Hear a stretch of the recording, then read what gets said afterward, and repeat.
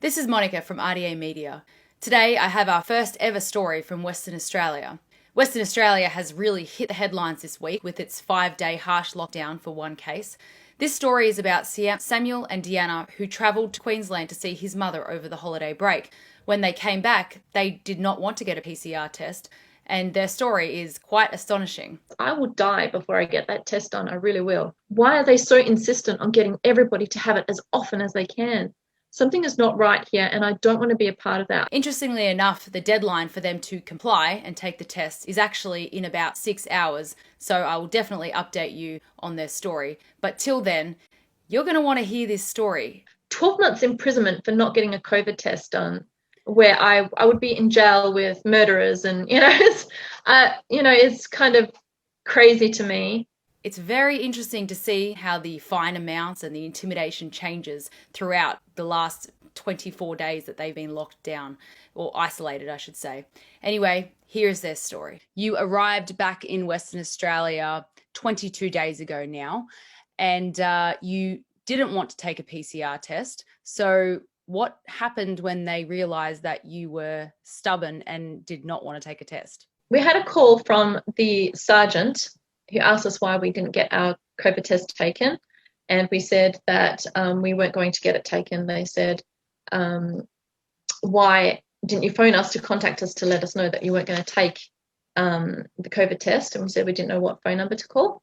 Anyway, they said, you weren't going to take it though, were you? And I was like, no, we're not going to take it. You don't want to, just that there's any consequences of further quarantine and possible fines. And so he sent some officers over to our house that day. The two officers came without masks at about 12 p.m. and said the same thing that he had said to us, that we might receive a fine and go to court, that we had 24 hours to comply. So the next day, mid-morning, the sergeant then called again and said, have you had the test taken?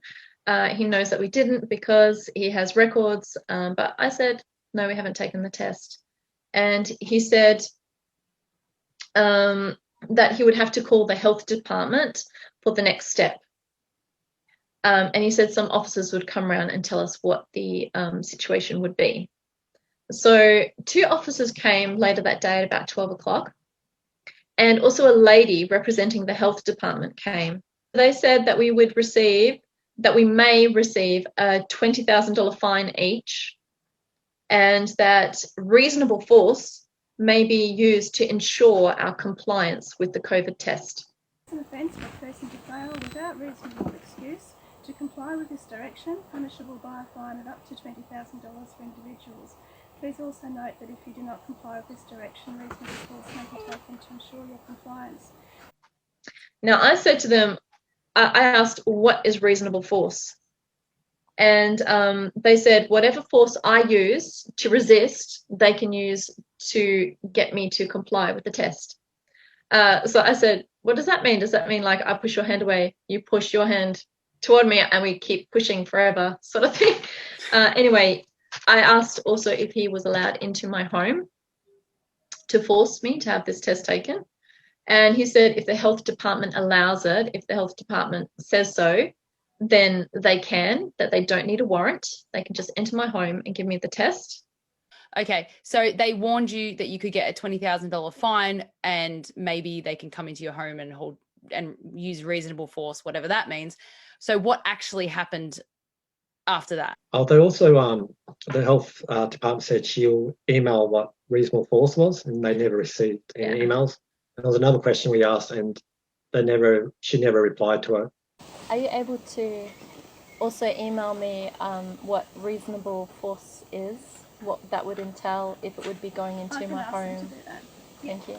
So what happened was, after I had that conversation with those 2 officers and they left, I then called the surgeon to clarify what was going on, and I recorded this conversation. I said, I asked about the fine and the force that they would use. He said they have the power to force me, but most likely wouldn't. Please also note that if you do not comply with this direction, reasonable force may be used to ensure your compliance. Yeah, it does say that, but I haven't heard of it happening. I don't think it will. It's just something they can do because maybe technically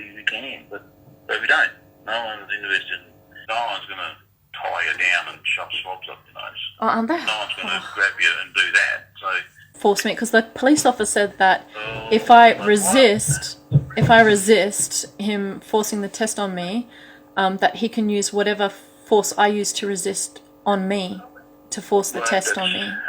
That's true, but because that's what could happen. It's a bit like the $20,000 maximum fine. That is what could get at the most. But if you get charged with failing to follow this medical direction there, I think the chances of you getting a $20,000 fine are extremely slim.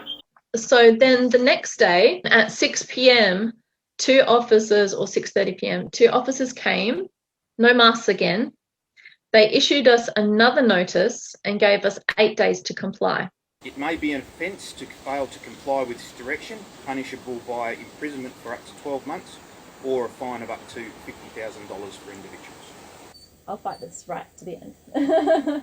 There's no way that I'm going to do that test at all. Okay. So I'll see you in 8 days, I guess. From $1,000 fines to $50,000 fines and or 12 months in prison, and probably not getting strapped down in a hospital and force tested. Like, it seems to be a lot of maybes and mights and probablys, and like, do you actually know what's going on? I think when they say maybe, I think that you have to comply with these things yourself. Like, I don't think that it is a thing that they can force on you to do. In my opinion, I'm just going to fight this. I don't think that. Yeah, 12 months imprisonment for not getting a COVID test done, where I would be in jail with murderers, and it's kind of crazy to me. But and at the end of 8 days, we would have been quarantining for 24 days. So we absolutely do not have COVID in the slightest, yet they still want us to get the COVID test. Why do they want us to get a COVID test when we don't have COVID? Absolutely no way we have COVID, yet they want us to get a COVID test. Strange. I don't care what they say. I'm just going to fight this right to the end. I'm not getting that test done. I have suspicions about what that test is, and I'm not going to get that test done under any circumstances. I will die before I get that test done. I really will. So Samuel, how has it been for you to go through all of this? It's been pretty hard because my father died as well, and the funeral was on last Monday, so it's been pretty tough. But I'm just quite surprised. The biggest surprise was within 24 hours how the fine jumped from 20,000 to 50,000. It's like they just trying to scare tactics, and they just tried maybe last one was put a prison in there. So I'll be surprised if they're going to even up it this time when they see us on Friday to maybe 100,000 or 2 years or 5 years imprisonment for not taking tests. As you can see from Samuel and Deanna's story, there seems to be no consistency in the rules and the legislations and the fine amounts and what they can and can't do to enforce someone to get a PCR test. They have been isolated for 24 days. They're not sick. They don't have COVID. They don't have the flu. Why would they still need to get tested? It just doesn't really make any sense. All in the name of public health, and I don't know what public health risk Samuel and Deanna really pose. It will be interesting in the next 6 hours. Police will show up to their doors and we will find out what the next step will be. It will be very interesting to see if they actually do enforce the $50,000 fine or the 12 months imprisonment. And the worst case scenario would be if they actually did hold them down and test them, because as the sergeant said, they actually have the power to do that. I really hope that I'm not updating you in a few hours with that information, because that would be a very scary thing to see, and it would really worry me for Australians' future. Thank you so much, Samuel and Deanna, for sharing your story, and I will definitely keep my viewers up to date on what's happening next. If you want to see more content and more stories like this, be sure to follow us on our Facebook page, our YouTube channel, and of course our website, which is written down below. Thank you so much for watching, and I will see you next time.